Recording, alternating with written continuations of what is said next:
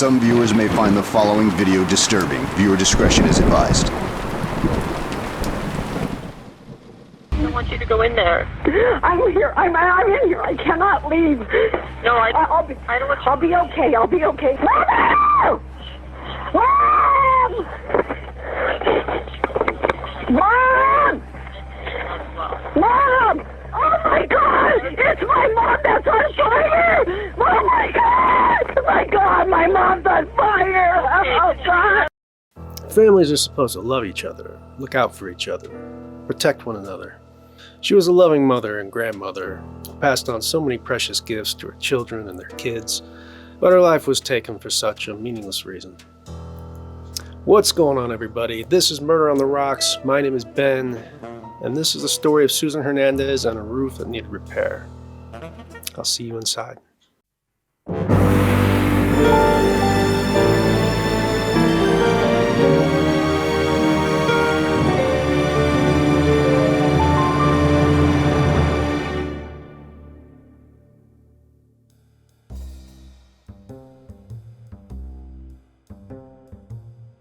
It was another warm day in Pueblo, Colorado. A light breeze rustled through the trees as residents awoke to their usual daily grind, getting the kids ready, making breakfast, the usual.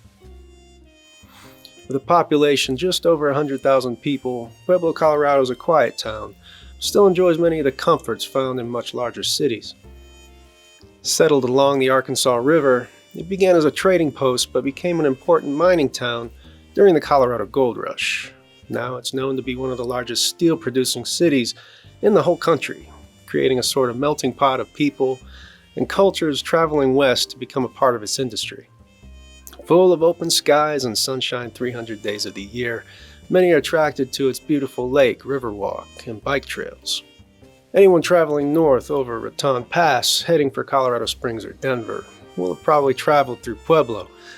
I've been that way many times myself. Maybe you have. This is where Susan Hernandez, 77 years old, lived and was part of the community. She raised 7 children that meant the world to her. They were her everything.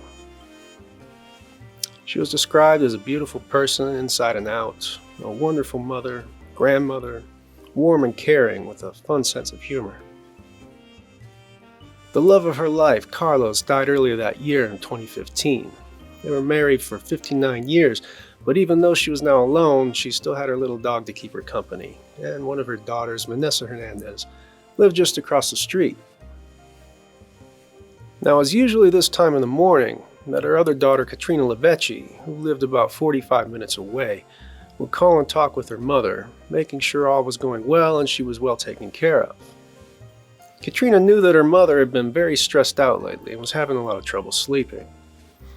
In addition to still being in mourning over the recent death of her husband, she needed her roof fixed, but was having a lot of trouble getting her grandsons to do the work. She had even given one of her grandsons, Anthony, almost $8,000 in advance to get the job done, but Anthony just kept putting her off and would never get around to it with his brothers and cousin. That breaks one of my golden rules: money and family just never seem to go together. Of course, she's their grandma. She's probably thinking, hey, they could use the money, they could use the work. So she wanted to be a blessing, and she got kicked in the teeth for it, nothing but headaches. Susan must have felt great reassurance knowing her daughter Katrina was just a phone call away and happy to listen to her troubles. But on that morning, July 28, 2015, Katrina attempted to call her mother, but was unable to get a hold of her. She left her mother a message and decided to try later. Later came, and still, she couldn't get a hold of her. She began to feel very uneasy. It was unlike her mother not to answer her phone or at least try to call her back. She couldn't explain it, but she had a feeling deep down inside, telling her that something was terribly wrong. She dropped everything she was doing, immediately got into her car and drove down to Pueblo. When Katrina finally arrived in Pueblo, she drove past the quiet neighborhood straight to her mother's place, where her worst fears were confirmed. Clouds of smoke were billowing from the house. Katrina placed a frantic 911 call. Police department can help you?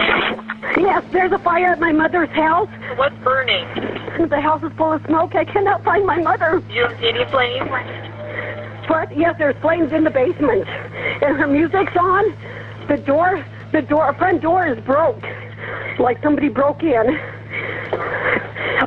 She might be in the basement, I don't know, but the house is full of smoke. Please send somebody. They're coming right now. Okay. Mom! But I'm in the basement now.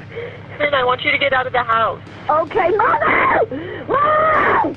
Mom! Okay, I'm going out. It looked like the smoke was coming from the basement, and going against the advice of the 911 operator, Katrina went in to look for her mother. I want you to go in there. I'm here. I'm in here. I cannot leave. No, I don't want you. I'll be okay. I'll be okay. Mom! Mother! So can they check the basement as soon as they get here? I'm afraid she's down there. Mother! Mom! Mom!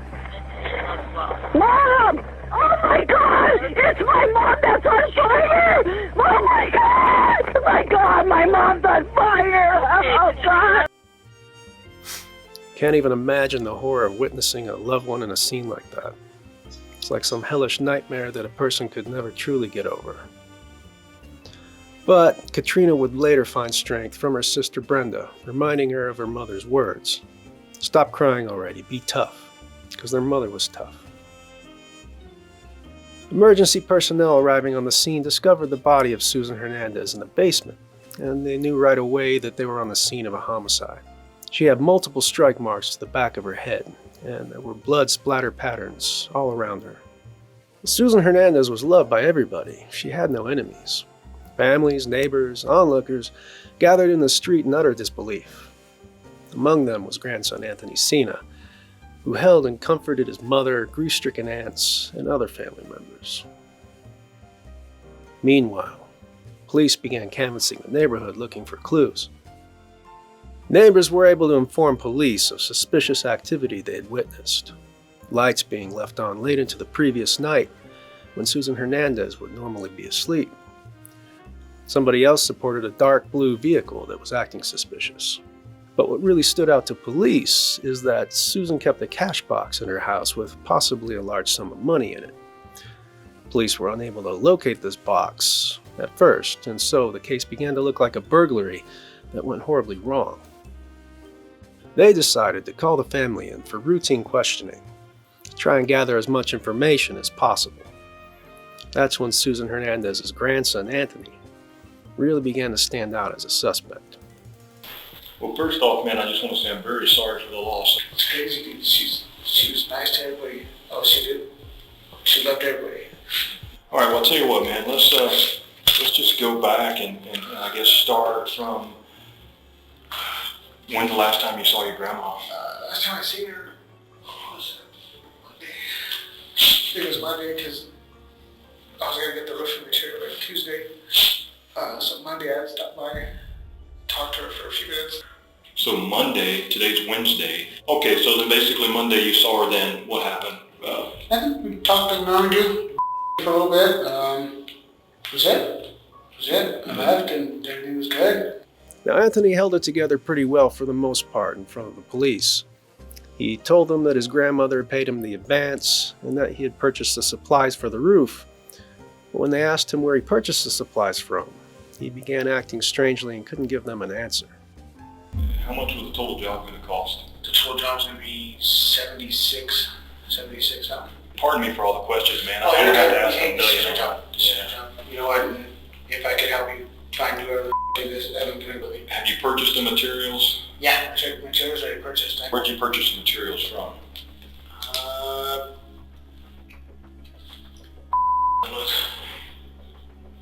You have to go down there and look. I know I have the receipt. One of us had the receipt.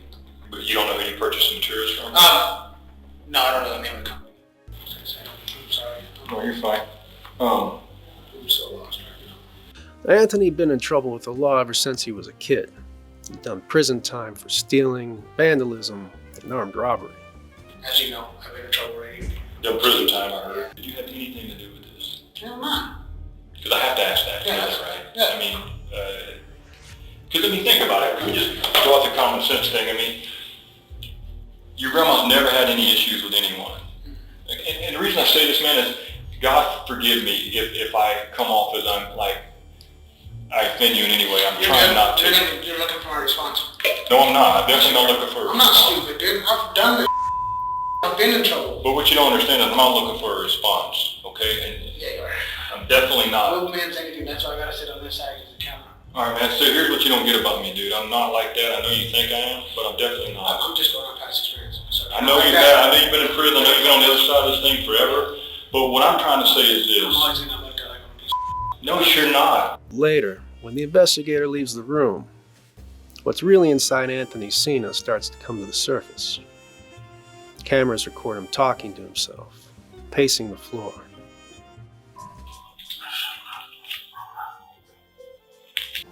He seemed almost frantic, talking under his breath, and later he even vomited in the trash can.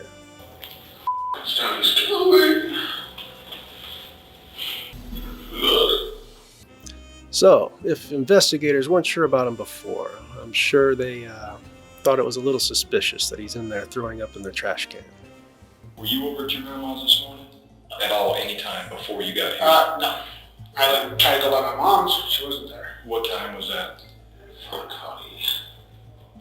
6:45, 6:50. In the morning, this morning? Possibly. I just passed by. She wasn't. Anything else that you can tell me that would help? All right. Okay, sounds good, buddy. Oh, Police at this point, however, had very little to go on. They let Anthony Sina and the other family members go after gathering the information that they needed. A couple of days went by, then one evening something peculiar happened.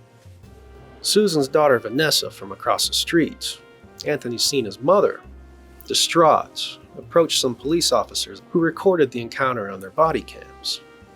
Oh God, I can't. What's wrong? You want to sit down and talk to me in the car? No, he'll kill me too. Can you tell us what's going on? I understand you went over and had a conversation with one of our officers. I can't. Can't say what, man. What I think. What are you thinking? I can't think it because I'll end up dead like my mom. I think it's all about money. He's psycho. He's psycho. He's psycho. I know he killed my mom. What's your name? Vanessa. But I don't want to die. If we say anything and he's gonna come after us. You okay? Have you been drinking at all tonight? Oh yeah. I don't have soul proof he did it. I don't know anything about that. I just have it in my heart that he did. Now, Vanessa didn't let on who she was talking about. It still could have been anyone in the Sina family, close to her, or even a friend of the family. When calling family members in once again for routine photographs and fingerprinting, Anthony Sina continued to arouse suspicion in detectives. In passing with the investigator assigned to him, he stated, "You don't have anything on me. If you had anything on me, you would arrest me by now." Furthermore, he told the detective that God must have stopped the fire from spreading. Do you remember the 911 call? Katrina discovered her mother on fire, but the house itself remained relatively unscathed. This was attributed to the poor airflow in the basement, compounded by the fact that the killer shut the basement door before he left. Without the proper airflow, there wasn't enough oxygen to really ignite the flames. Now, it seems like this was the first big mistake that the killer made.